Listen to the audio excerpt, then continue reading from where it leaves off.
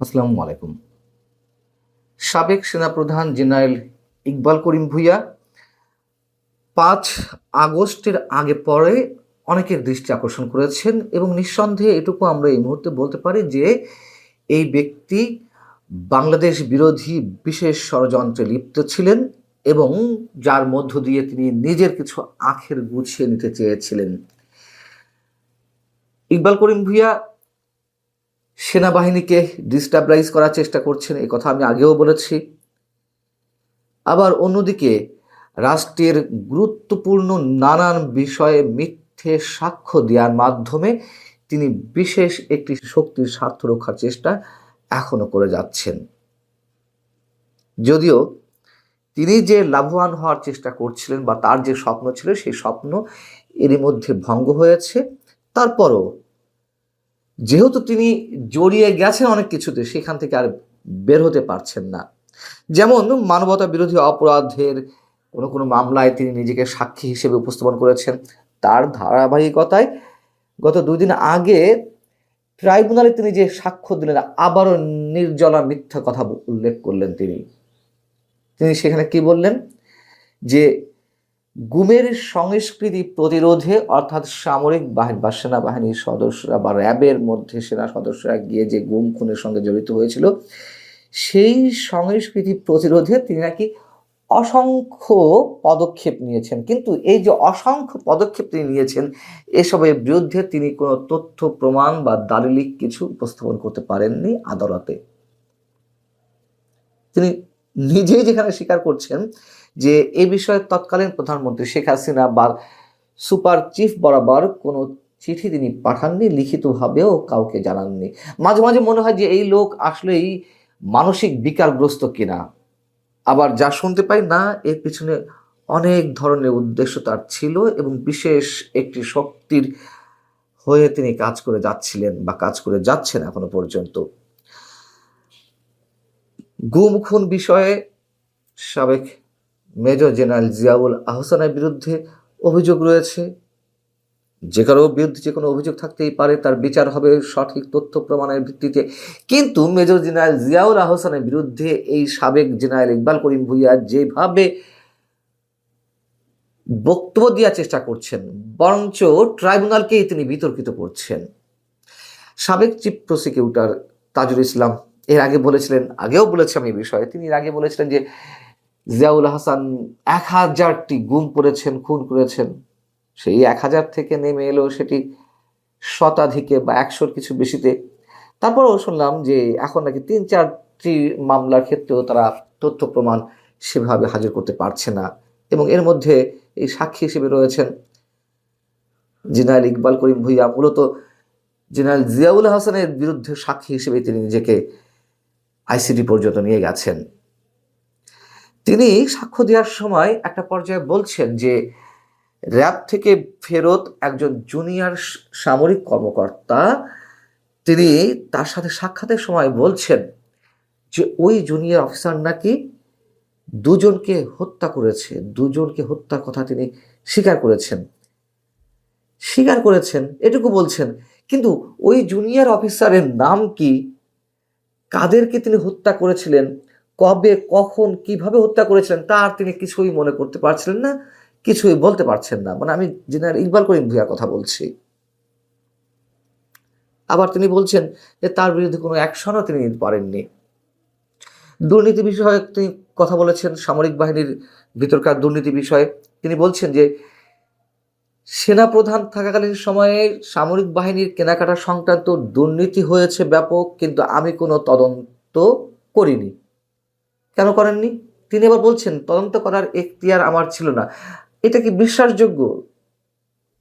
সশস্ত্র বাহিনীতে যেই প্রকিউরমেন্টের বিষয়গুলো থাকে, সেইগুলো মনে করেন যে বিমান বাহিনী, নৌবাহিনী, সেনাবাহিনী, এই বাহিনী প্রধানরা তো নিজ বাহিনীর কেনাকাটা বিষয়ে তো তিনিই মূলত তদারকি করেন। তো তিনি দুর্নীতি বিষয়ে তদন্ত করতে পারবেন না কেন?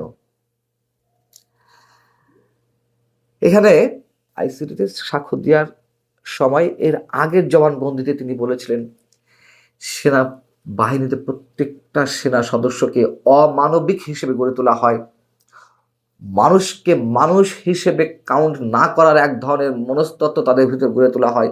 মানে যখন তখন এই সব মানুষদেরকে পশু জানোয়ার প্রাণী মনে করে যে কোনো সময় হত্যা করতে পারে, এই ধরনের মানসিকতা নাকি সেনাবাহিনীর মধ্যে তৈরি করা হয়। এবং স্বাধীনতার পর থেকেই সেনাবাহিনীতে গুমের সংস্কৃতি গড়ে উঠেছে। সেনাবাহিনী থেকে যেসব অফিসারকে র্যাবে পাঠানো হচ্ছে তারা আসলে পেশাদার খুনি হয়ে বাহিনীতে ফেরত আসে। এগুলোর মধ্য দিয়ে তিনি মূলত পুরো সেনাবাহিনীকে বিতর্কিত করছেন, শুধু করার চেষ্টা করছেন তা না, করছেন। এর আগে আমরা ডক্টর ইউনূসের ১.৫ বছর ধরে দেখেছি সেনাবাহিনীকে গুড়িয়ে ফেলা, সেনাবাহিনীকে ধুলার সাথে মিশিয়ে দেওয়া ইত্যাদি ইত্যাদি হুমকি ধামকি নানান বিষয়ে আমরা বিশেষ একটি পক্ষ থেকে, বিশেষ মানে কি এনসিপি সহ এদের সহযোগী যে রাজনৈতিক দলগুলো রয়েছে তাদের অনেক নেতাদের পক্ষ থেকে এই ধরনের বক্তব্য পেয়েছি। এবং জেনারেল ইকবাল করিম ভূঁইয়া এদের নেতা হিসেবে কাজ করছিলেন। কি উদ্দেশ্য ছিল এখন আমি সেটি বলছি। সেটি হচ্ছে যে যেটি জানা গেছে, যেটি জানতে পেরেছি, যে জেনারেল ইকবাল করিম ভূঁইয়া ৫ আগস্টের আগে থেকে যে আন্দোলন শুরু হয়েছিল ২০২৪-এর, তখন আওয়ামী লীগ সরকার পতনের মধ্য দিয়ে যে সরকার গঠন হবে অন্তর্বর্তী বা তত্ত্বাবধায়ক, তার টার্গেট ছিল বা তার সাথে এক ধরনের রফা ছিল বিশেষ কোনো কোনো শক্তির, যে তিনি প্রধান উপদেষ্টা হবেন।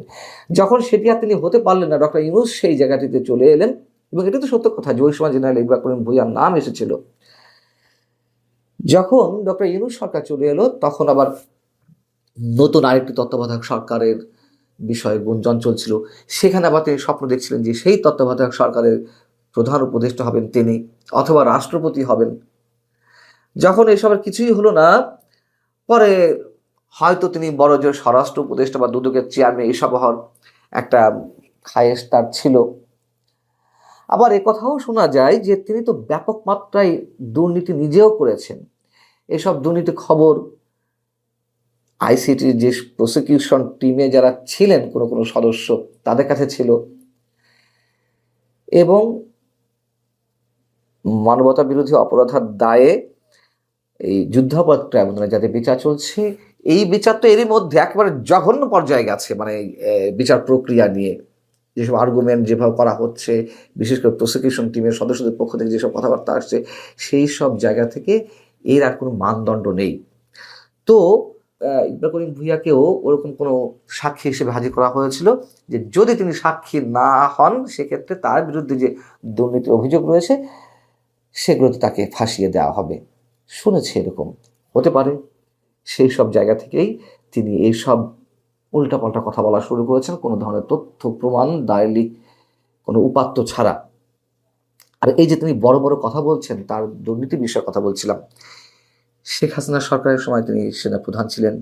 রিটায়ারমেন্টের পরে তিনি পাওয়ার প্ল্যান্ট এবং বেসরকারি বিশ্ববিদ্যালয়ের অনুমোদন নিয়েছেন। এগুলো নিয়ে আবার নাকি অন্য তৃতীয় পক্ষের কাছে তিনি বিক্রি করে দিয়েছেন। ড্যাম শিওরলি তিনি নিয়েছেন, পরে আর করতে পারেননি, তার মানে বিক্রি করে দিয়েছেন এসব লাইসেন্স। তিনি যখন কিউএমজি ছিলেন, কোয়ার্টার মাস্টার জেনারেল, তখন সাবেক প্রধানমন্ত্রী খালেদা জিয়াকে সেনানিবাসের মইনুল হোসেন সড়কের বাড়ি থেকে উচ্ছেদের মূল কারিগর, মূল পরিকল্পনাকারী কিন্তু এই ইকবাল করিম চৌধুরী, ইকবাল করিম ভূঁইয়া। আর তিনি এখন বড় আওয়ামী বিরোধী শক্তি সেজেছেন।